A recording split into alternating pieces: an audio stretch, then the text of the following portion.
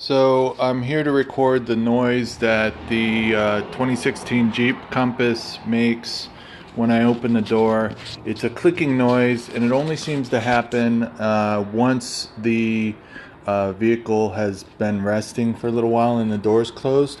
So right when I open the door, you'll start to hear the clicking. So we'll wait for this car to go by. Okay, now I'm opening the door.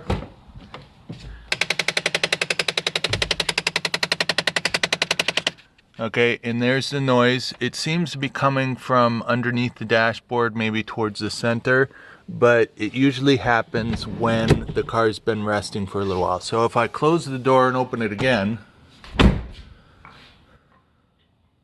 wait a couple of seconds, no sound.